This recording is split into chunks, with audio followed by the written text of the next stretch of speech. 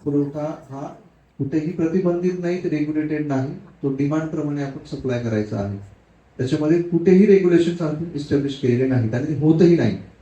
कारण ज्या ज्या वेळेला कॅटेगरायझेशन आपण करतो वार्षिक पेशंट्समध्ये, त्यावेळेला डोमेस्टिक सप्लाय हा कधीही प्रायोरिटी असतो. नंतर जो हॉस्पिटल सप्लाय असतो तो कधीही प्रायोरिटी असतो. त्याच्यामुळे त्याच्यावरती कधीच रेग्युलेशन नसतं.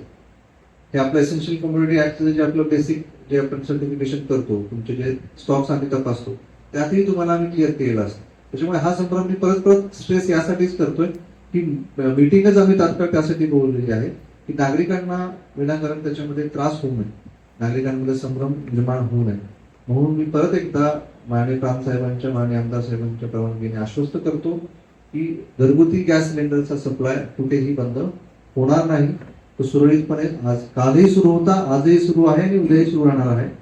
यासोबत जो काही आपण मुद्दा उपस्थित केला की पाईप कनेक्शन असताना बॅकअप म्हणून लिक्विफाईड पेट्रोलियम गॅसचे सिलेंडर बॅकअप म्हणून बुकिंग येत आहेत आणि ते तुम्हाला डिमांड रेस होते, तर त्याच्यामध्ये कन्व्हर्जन इतकं सहज शक्य नाही.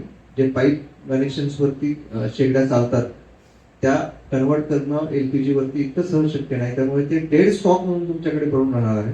त्याचा अजिबात बॅकअप म्हणून उपयोग होत नाही. त्यामुळे कुणीही पॅनिक मध्ये न येता आपला जो लिक्विफाईड पेट्रोलियम गॅस आहे त्याच्यावर शिफ्ट होण्याची अजिबातच आवश्यकता नाही. मुळामध्ये नॅचरल गॅसचा सप्लाय आहे, अनएंडिंग सप्लाय आहे. त्याच्या पाईपलाईन्स असतात, त्याचं जे जे काही चॅनल ऑफ सप्लाय असतं ते स्टेट वाईड पोहोचलेलं आहे.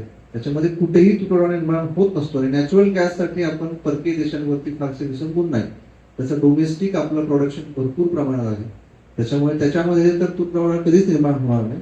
हाही संभ्रम नागरिकांनी दूर करावा. यांना मागणीच्या 100% सप्लाय तुम्हाला करायचा आहे.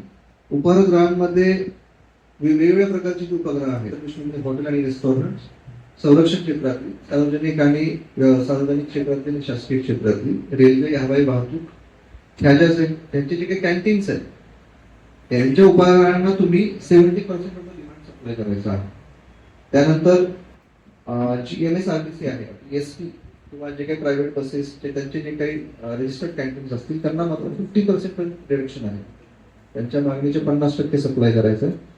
औषध उद्योग, फार्मास्युटिकल इंडस्ट्रीजना 50%, आणि जे काही ऍग्रिकल्चरल इंडस्ट्री आहे त्याच्यामध्ये बीज प्रक्रिया करणारे जे उद्योग आहेत त्यांना 50% आणि मत्स्यपालनाला 50%.